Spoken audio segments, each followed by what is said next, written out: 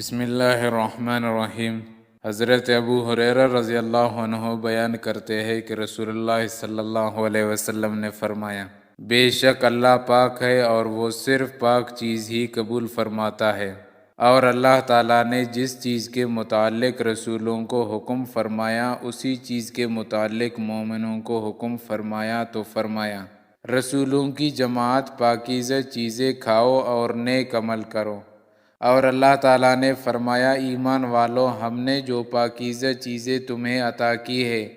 ان میں سے کھاؤ۔